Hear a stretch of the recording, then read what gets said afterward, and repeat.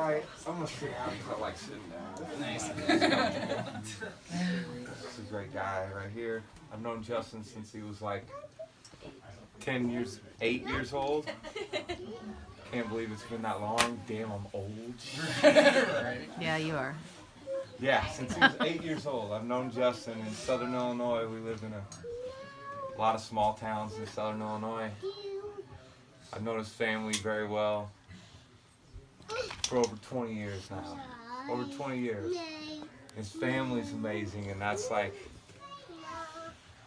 all of you and all of his family, as amazing as he is, like we're all a part of him, and like we made him, you guys made him who he is today. Every Absolutely. conversation that we've ever had with him, he'll remember that shit, and like he'll let you know, and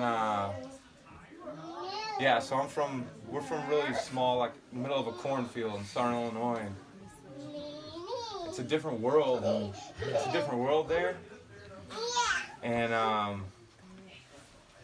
like for me, moving to Colorado and then moving to Nederland, which is Aunt Nicole here, it changed my life, it changed my soul. These mountains are my life now, and I watched Justin come from like tiny little middle schools in Southern Illinois where we don't know anything about, like we don't even know what mountains are. We've seen 2 pictures in a freaking history book one time growing up, like we know nothing about mountains, and they don't even tell you. And then you come here and it's like, I don't feel like there's many like tourists here per se, but like some people are like, wow, this is too hard. They're like, oh, it was beautiful in the summer, but oh, last winter was hard. I gotta move back to freaking the beach or something, something easy. This isn't easy, and I embrace that, and Justin embraced that. Like, oh my God, he embraced it beyond anybody. Like I feel like I embrace it, but Justin took it to 100 times past that. Like, it's my dream to go. Like, I hear all the stories of the caving or forgot your name, Adam. What Adam just said. The shit that he did was like the shit like you dream of, or you don't even dream of. You don't even dream of these things. Like, did you ever even dream of doing the thing that was that amazing? They're beyond your dreams. Close. They're beyond your wildest dreams. And that's what he did, like, every day. And it's like, somebody else said, like, it's like, if he wasn't doing it, he wasn't happy. And, like, and that's what he did, and that's what became his soul and who he was. It was like, one thing for me that I'm passionate about is being free in this world, being free to make our own freaking decisions and live how we want to live. But we get caught up. We got to have a job. We got to do these things. We got to pay these bills. And Justin was like, I need a little money. I might work this week if I feel like it. And he'd make a little money, and then like he'd make enough money, and he'd plan it out to where he could go live Oregon, Colorado, Wyoming, just travel the world, and just like, I don't need money, I'll figure it out. I got enough money to get me there, I'm good to go. And he was free. Nothing ever like limited that cat to beyond any person I've ever met in my life. I don't believe. Like, he was freer than, he embraced freedom more than any person I ever know. That's why I appreciate, one of the main things I appreciate Justin, and like, I could go on with stories forever like all of you could, but that's the main thing that sticks out to me. So thank you all for being here. Thank you. Yeah, definitely.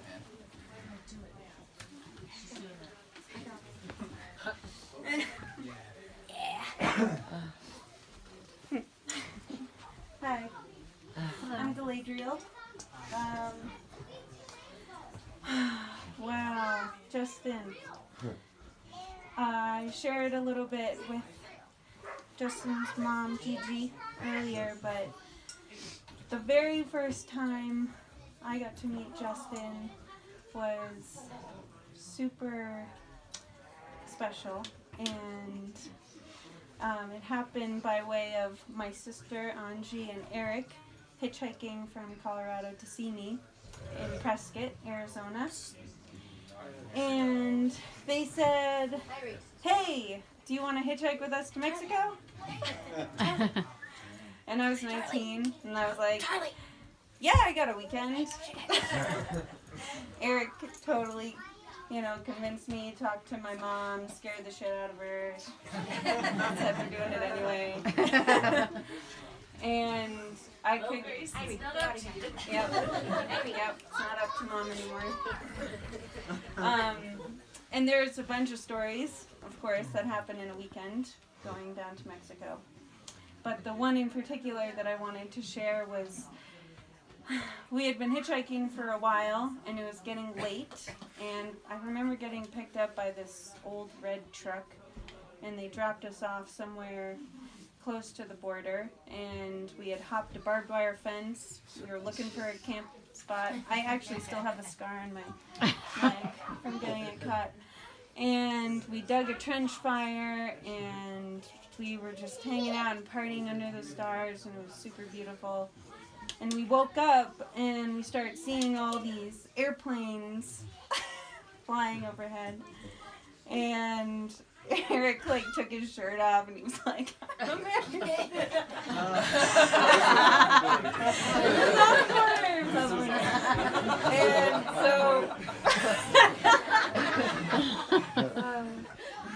And so we were like, "Well, we better get a move on." So we popped over the barbed wire fence, and we see Border Patrol actually there. And we didn't know where Justin was at the time, and so we're talking to them, and then Justin comes up, and then he was talking to Border Patrol, and we look over, and there was a family of Mexicans that were trying to cross the border, and he actually helped them get across by distracting Border Patrol. I was like, "Justin, you're amazing. Not only are you a free man, but you're helping other people be free." And it was so beautiful. And after that, I remember, we hitchhiked. We got a ride in a white Tacoma, and we were all cracking open Coronas and drinking them, riding off into Mexico. And we had a whole weekend. What? In the back of the truck. Yeah, in the back of the truck. Across the border. Across the border. Yeah.